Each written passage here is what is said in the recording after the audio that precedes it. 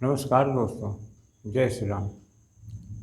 आज मैं चर्चा करूंगा स्वास्थ्य की। ज्योतिष और स्वास्थ्य। ज्योतिष में स्वास्थ्य का हम देखते हैं कि हमारे धर्म ग्रंथों में, ज्योतिष के ग्रंथों में बहुत विशद रूप से वर्णन है। लेकिन हम यहाँ ज़्यादा कुछ आपको नहीं बताते हैं, सिर्फ इसलिए कि बहुत ज़्यादा आपको ज़्यादा दिक्कत वाली बातें समझ में नहीं आती हैं। और उसमें होता क्या है कि थोड़ा जो सरल विधियां हैं उसी की तरफ हमारा ज़्यादा ध्यान रहता है कि वो आप तक पहुंचाने में हम कामयाब रहें। तो हम देखते हैं कि जैसे मान लीजिए स्वास्थ्य खराब हो रहा है किसी का, और तो हम अष्टम भाव की तरफ ध्यान देते हैं, सिक्स्थ हाउस की तरफ ध्यान देते हैं, और फिर 12th हाउस की तरफ भी थोड़ा बहुत देखते हैं। तो इसके जो अष्टम भाव में कहीं के स्वामी की भी स्थिति अष्टम भाव में मिलती है तो फिर दिक्कत उत्पन्न हो जाती है। जैसे चंद्रमा है, या फिर अष्टम भाव में यदि चंद्रमा है, सूर्य है, गुरु है, तो फिर ये स्वास्थ्य को थोड़ा ज़्यादा ही कुछ नुकसान पहुंचाने में कामयाब हो जाती हैं।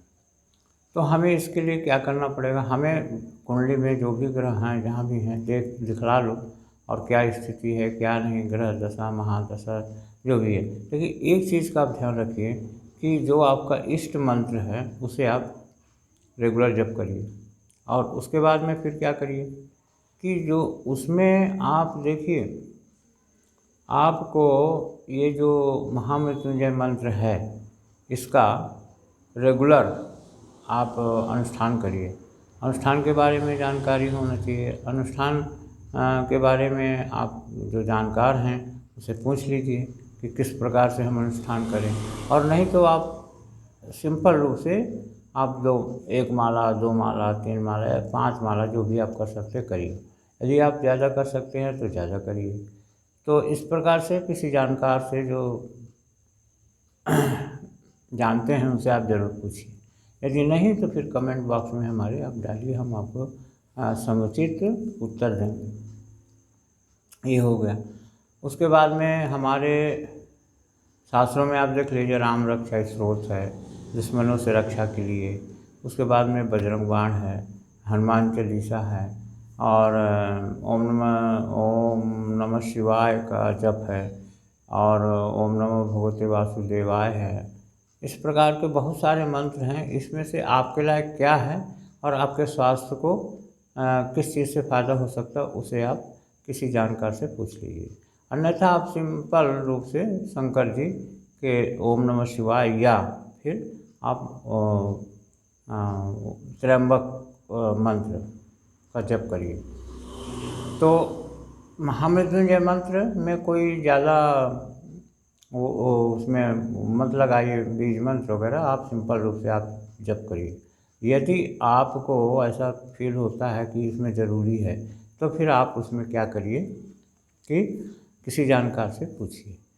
और सुबह शाम कभी भी आप कर सकते हैं, लेकिन एक ही टाइम करिए। एक ही टाइम जब करिए, आपका स्वास्थ्य निरंतर सुधरते चले जाएगा। और साथ में आप और भी जो उसमें जो जानकार हैं उनसे ज़रूर पूछिए। लेकिन ये महामृत्युंजय मंत्र का अनुष्ठान यदि हो सके तो अनुष्ठान कर लीजिए। अनुष्ठान कितने हज़ार मंत्रों का होता है, जानकारों से पूछ लीजिए। या फिर 1.25 का करिए, या फिर 33,000 का ऐसा कुछ कहा जाता है। जितने अक्षर होते हैं उतने हज़ार का अनुष्ठान किया जाता है। और फिर उसकी और भी क्रियाएँ होती हैं। अंत में हवन किया जाता है, पूर्णाहुति होती है। तो ये सब आप समझ बूझ के संकल्प के साथ जप करना चालू करिए। स्वास्थ्य के लिए महामृत्युंजय मंत्र को सर्वोपरि माना गया है। उसके अलावा भी आप और कुछ करना चाहें तो कर सकते हैं। जप करने के लिए सर्वोपरि मंत्र महामृत्युंजय मंत्र स्वास्थ्य के लिए लाभदायक है। और उसके बाद में फिर रुद्राभिषेक भी करवा सकते हैं। और इस प्रकार से आप अपने ढंग से आप जप का कार्यक्रम निश्चित कर सकते हैं। कर्मकांड है, कर्मकांडों में भी आप करवाइए, जो जानकार हैं उनसे पूछिए कि भाई क्या इसमें किया जाए, इसमें जप किया जाए और उसमें उसके बाद कितना उसमें हवन किया जाए। इस प्रकार से पूर्णाहुति की बातें होती हैं, पूर्णाहुति की जाती है। और उसके अलावा स्वास्थ्य के लिए अपने शरीर को वैसे भी आप अपने आप से आसन, प्राणायाम, योग वगैरह जो भी है इसे आप अपनाइए। और उसके बाद ज्योतिष में तो अष्टम भाव को ज़रूर देखिए, स्वास्थ्य के मामले में भाग्य को भी देखिए और चौथे भाव को भी देखिए। तो क्योंकि चौथा भाव मन का भाव है और ये नवम भाव भाग्य का है, तो आपके भाग्य में किस प्रकार की चीज़ें हैं और क्या है, इन सब चीज़ों को आप देखिए। स्वास्थ्य के लिए बस इतना ही, बस ये ध्यान रखिए कि बहुत सारी चीज़ें हैं। ओम नमः शिवाय है, इसका जप कर सकते हैं। और उसके बाद में फिर वो ओम नमः शिवाय के बाद में महामृत्युंजय मंत्र है, उसका भी जप कर सकते हैं। शिव चालीसा है, ये जप कर सकते हैं।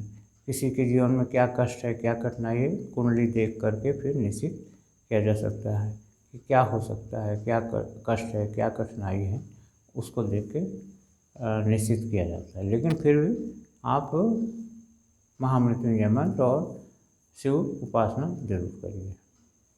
यहीं से हम वीडियो का एंड करते हैं और इसे भी आप लाइक करिए और कमेंट्स करिए, शेयर करिए और सब्सक्राइब भी करिए। तो इसे आप पूरा वीडियो लास्ट शुरू से लेकर लास्ट तक आप देखिए। और वीडियो देखने के लिए बहुत बहुत धन्यवाद। अंत में सभी को